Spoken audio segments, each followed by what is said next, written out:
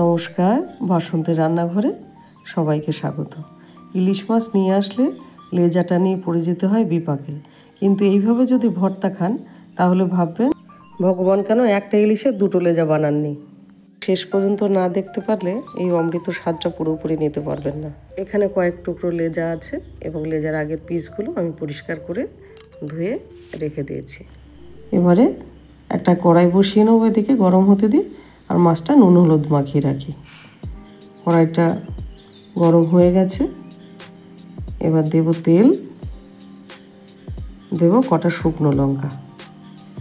যে যেরকম লঙ্কা খাবেন সেই বুঝে, তবে ভর্তা কিন্তু বেশ একটু ঝাল ঝাল হলে বেশি ভালো লাগে। লঙ্কাটা ভেজে তুলে নিলাম। এবারে দেব দুখানা মিডিয়াম সাইজের পেঁয়াজ। এই সুস্বাদু ভর্তা যদি আপনি খান তাহলে কিন্তু ইলিশ মাছের ঝোল টোল সব আপনি কিন্তু দূরে রাখবেন। দেব একটু লবণ। আপনি ভাববেন যে ভর্তা কেন আগে খাইনি, এই স্বাদ কেন আমি আগে পেলাম না। পেঁয়াজটা ভালো করে ভেজে নেব। মাছটা নুন হলুদ মাখানো হয়ে গেছে, পেঁয়াজটাও লাল লাল করে ভাজা হয়ে গেছে। এবার পেঁয়াজটাকে তুলে নেব।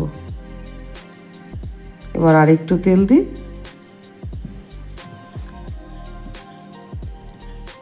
এবার এক এক করে মাছগুলো ভেজে নেব। আমি সব মাছগুলো একসঙ্গে দিলাম, কারণ আমার এখানে ভেঙে গেলেও কোনো অসুবিধা নেই। এবার মাছগুলো এপিট ওপিট করে বেশ লাল করে ভেজে নেব।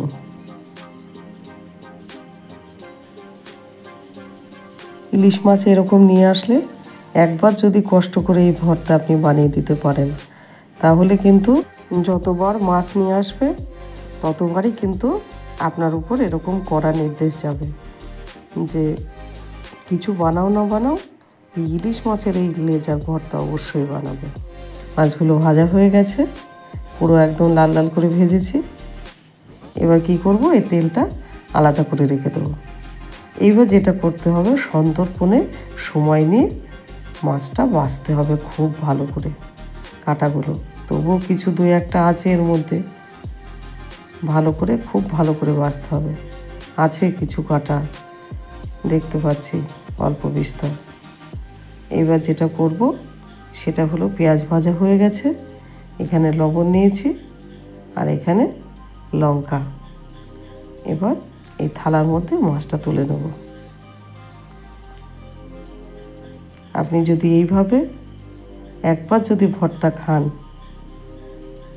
আহা, সেই স্বাদটা আপনি নাই নিজেই নেবেন, আমাকে আর বলতে হবে না।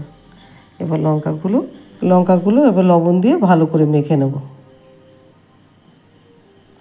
ভর্তায় যত একটু ঝাল দেবেন তত কিন্তু ভর্তার স্বাদ তত ভালো হবে।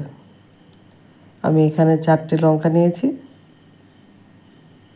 লঙ্কাটা মাখা হয়ে গেছে।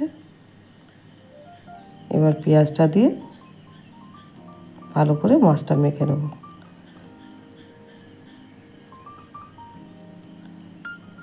ভাত বেড়ে নিয়ে বসে আছে সব এই ভর্তা খাবে বলে, কখন থেকে বসে আছে সব অপেক্ষা করছে। এবার দেব ধনেপাতা।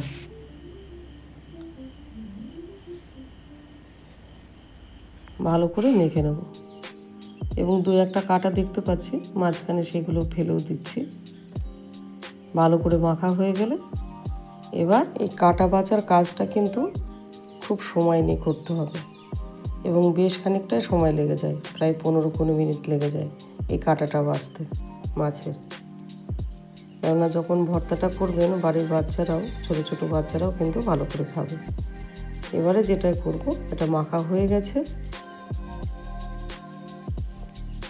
এবার যেটা করব, ইলিশ মাছটাকে আরও সুপার টেস্টি করার জন্য মাছের তেলটা যেটা রেখেছিলাম সেইটা একদম দরাজ হাতে এই একদম ভর্তার উপর ঢেলে দেবো। আর তার সাথে একটা শুকনো লঙ্কা আর একটুখানি ধনেপাতা দিয়ে সুন্দরভাবে গার্নিশিং করে দেন এরকমভাবে। আর গরম গরম ভাত সামনে দিয়ে দেন। আর মোটামুটি 15 মিনিট পরে এসে আপনি ফিডব্যাকটা নিয়ে যাবেন যে তারা কি খেলো আর তাদের কাছে এটা কেমন লাগলো। তাহলে আপনিও জানাবেন, আর কেমন লাগলো অবশ্যই আমাকে জানাবেন কমেন্ট সেকশানে। যদি ভালো লাগে অবশ্যই আমার পাশে থাকবেন, আর একটা লাইক শেয়ার কমেন্ট করতে কিন্তু ভুলবেন না। ভালো থাকবেন।